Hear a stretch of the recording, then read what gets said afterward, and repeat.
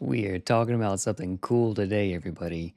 To be or not to be a villain. An adventure for 5e by Rudy Basso and James Introcaso.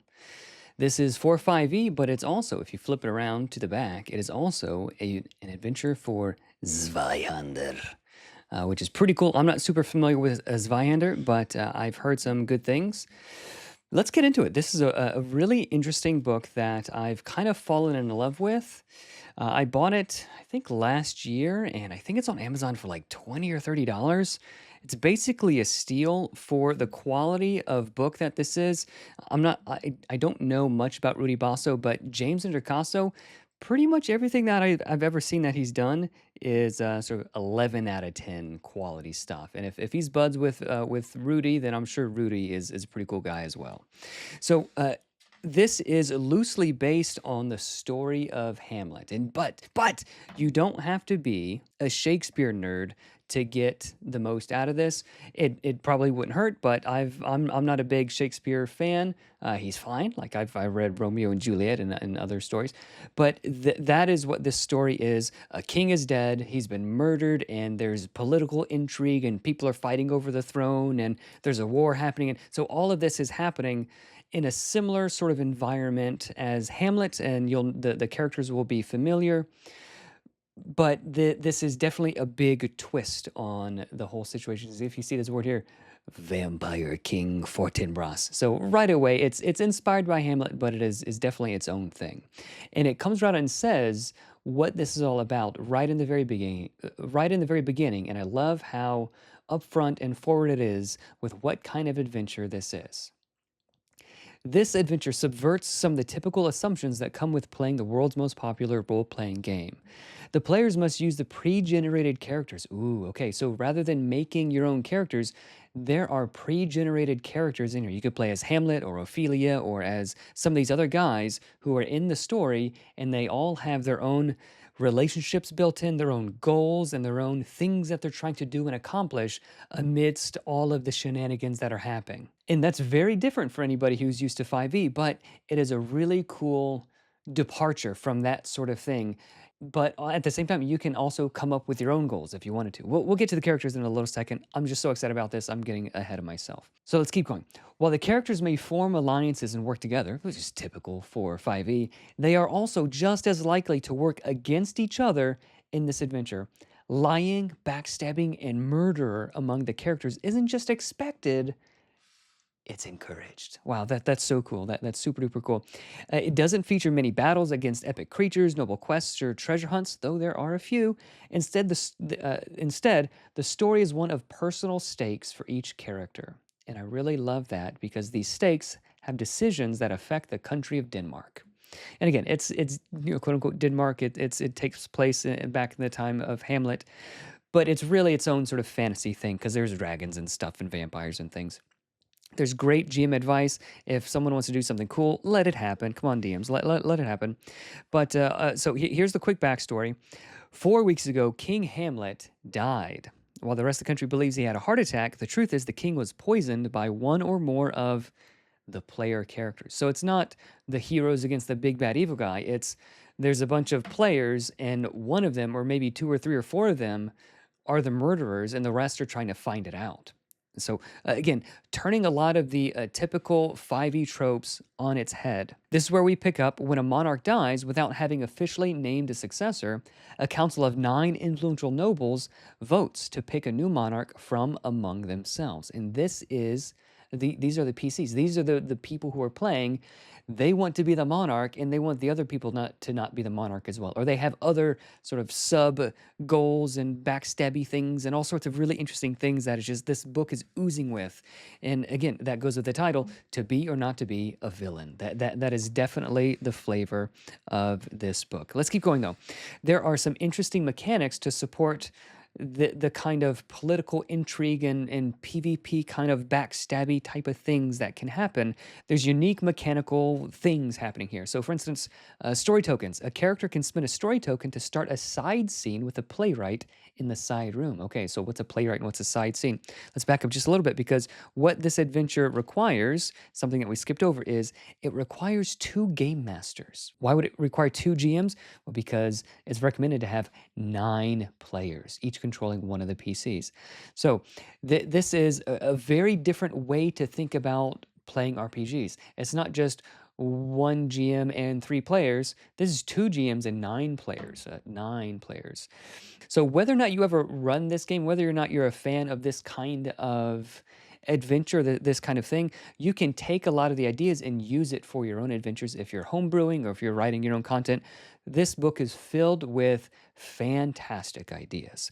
So the main GM is called the director, and then the secondary GM is called the playwright, who will run some of the side things. So sometimes there might be, so out of the 9 players, there might be like 7 players who are doing one scene. This is how it sort of starts off. And then there's 2 players who are doing a separate side scene. And then these 2 players come and then they join the rest of the players, and then play continues. And that's sort of like, we're doing this and you're doing that. It leads to situations where certain players have information that others don't. And certain players have no NPCs or can ask questions and do things without the other players being there, and they can, if like this guy's trying to mislead the rest of the people, they can do that while these other guys are not around. Just really, really cool things that can happen in this. So that is some of the beginning setting type of stuff. We have story tokens as a mechanical thing, but the adventure is structured as 5 different acts. So each act starts during the day. So Act 1, the open court, and side scene, meet the actors. They happen simultaneously. So most of the players are doing this one thing and a couple are doing this other thing. Then after Act 1, there is something called the night phase where the players get to sort of do free form things. It's not completely free form.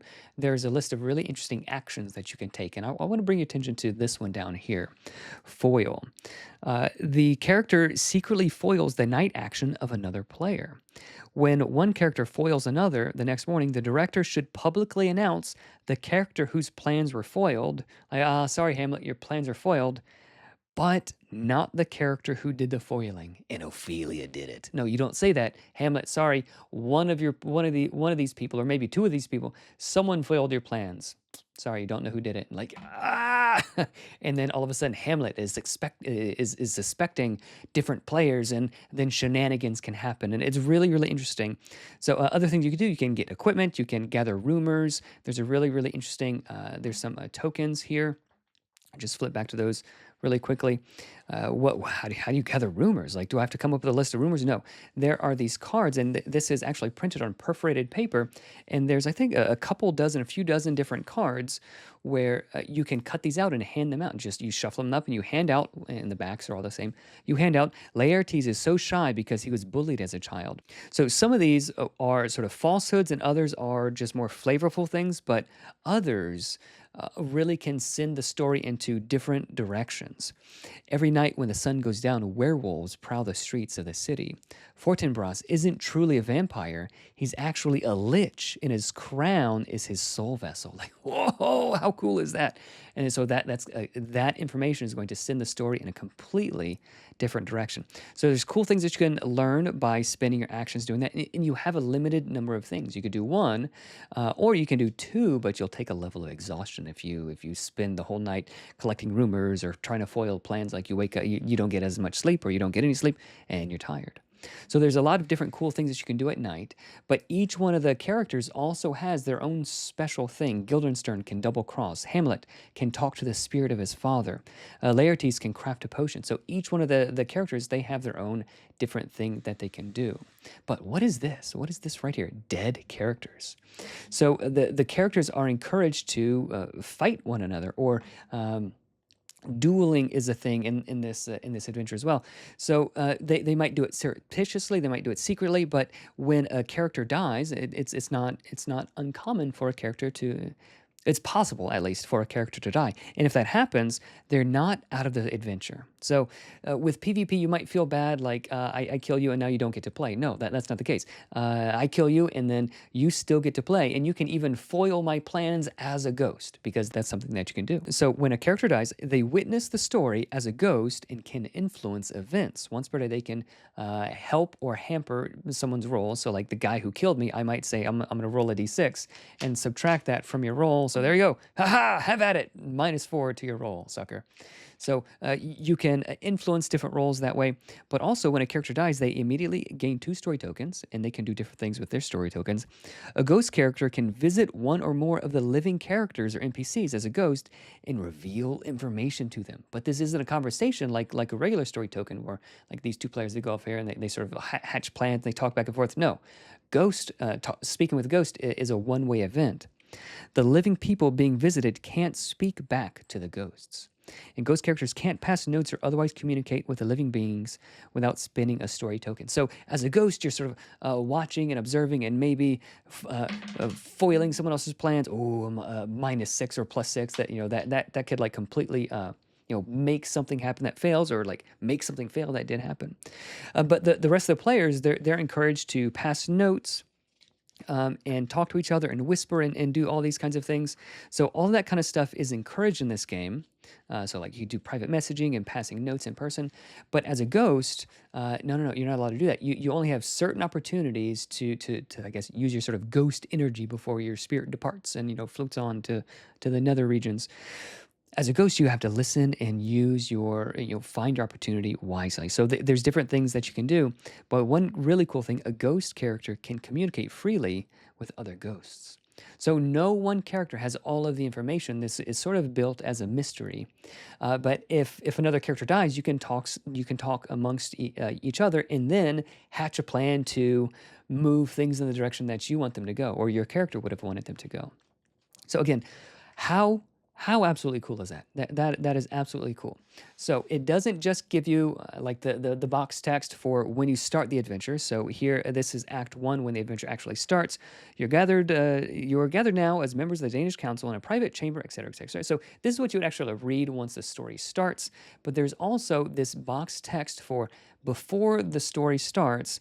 This is like, hey, thanks for agreeing to play to be or not to be a villain. This experience may be different from other RPGs. So you set the stage for your players, and it walks you through how to do this, how to introduce this adventure to your other players. There's not only this, but there's actually a handout you can rip out, or maybe like take a picture of and scan or print out.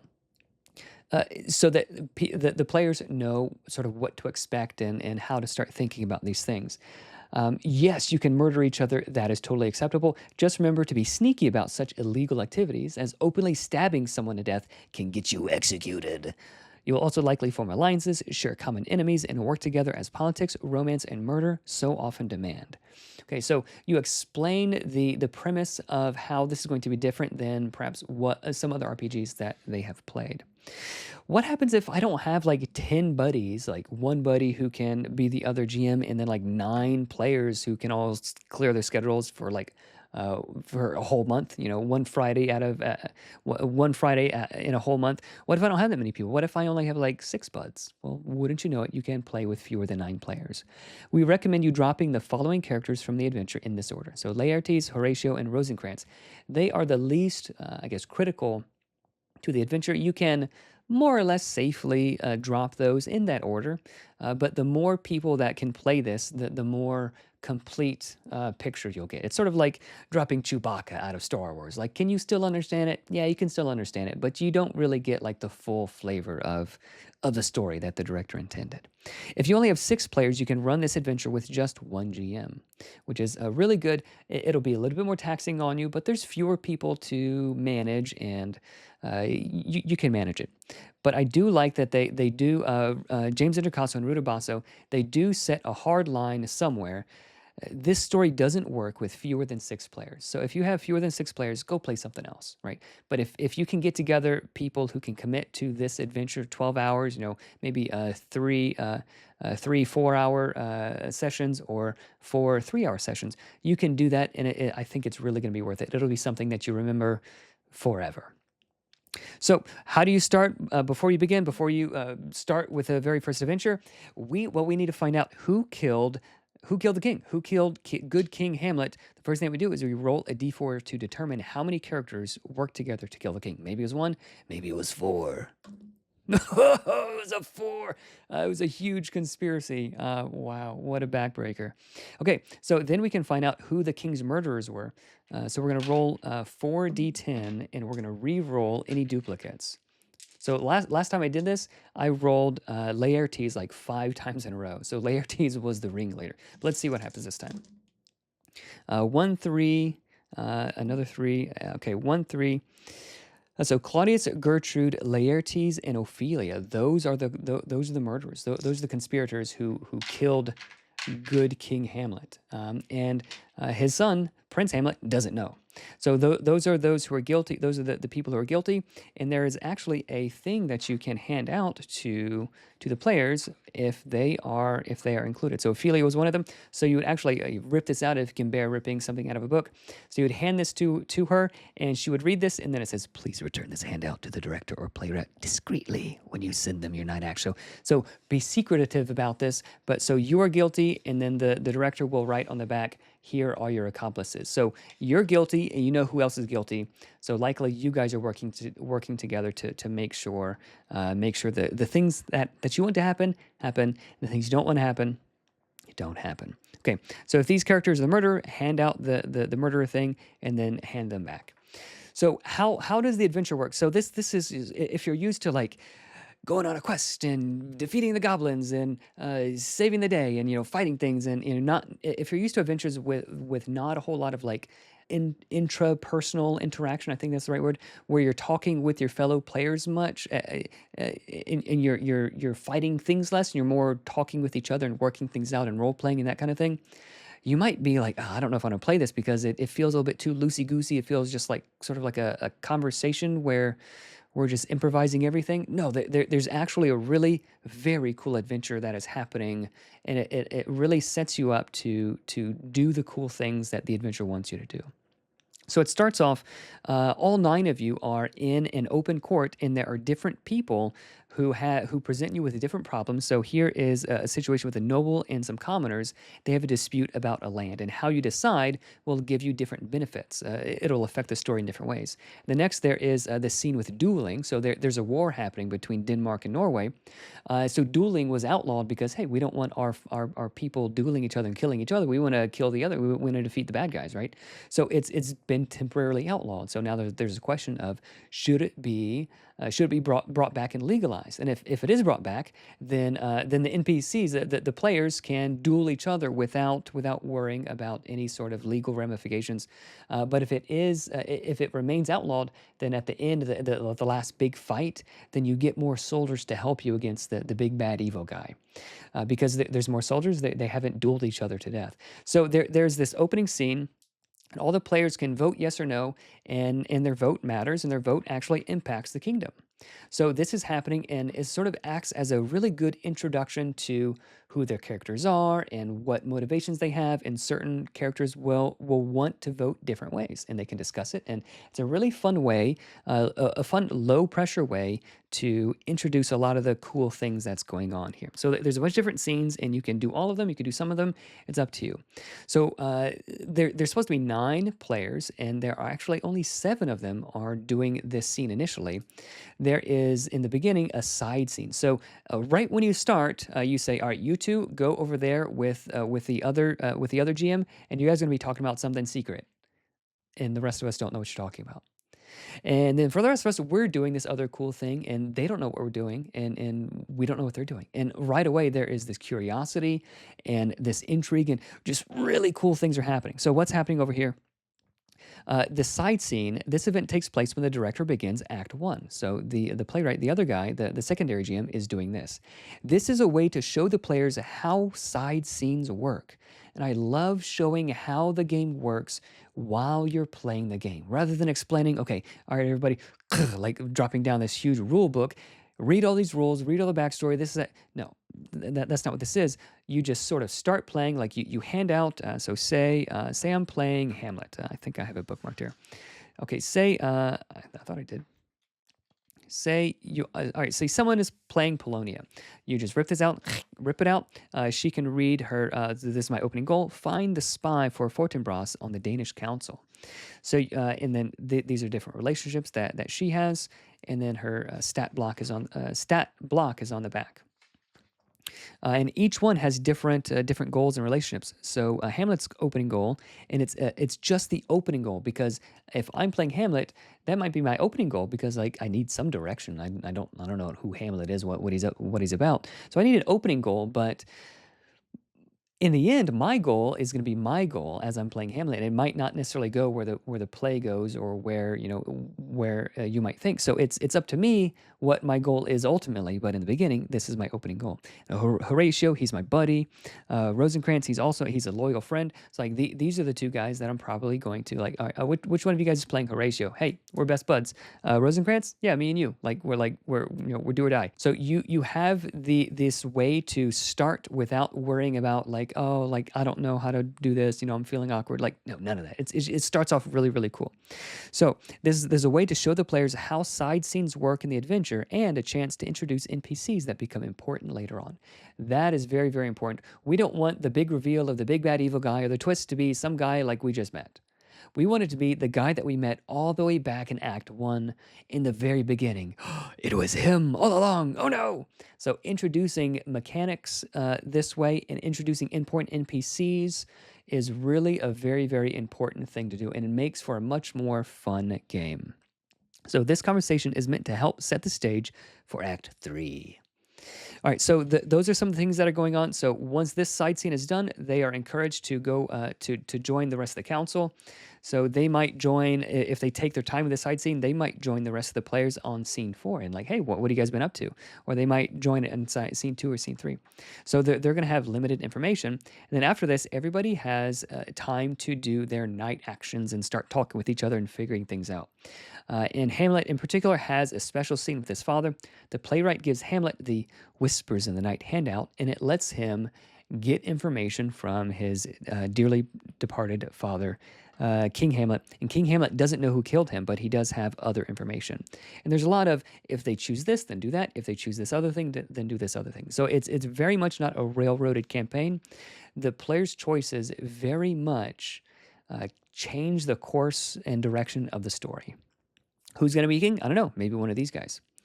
So I'm not going to dig too deep into the spoilers of what actually happens in the adventure. I want to encourage you to get it yourself. It's on Amazon. Again, I think it's like $23 or something.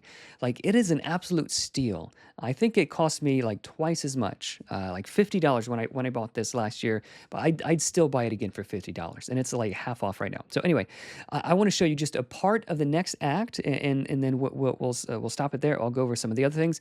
But how cool this is! The next act is a hunt, and if you can tell by the art, which the art, by the way, absolutely beautiful, absolutely beautiful. Who did the art? Art director and layout, cover and interior illustrator, Art Teapot Studio. Well done, Art Teapot Studio. Well done. So I just want to show you one really cool thing about the direction that this adventure gives, because it is so atypical. So normally when your players encounter a red dragon, what do? Roll initiative. They fight it, and they start smacking the thing, and then they hope they have hit points by the time the dragon has no hit points.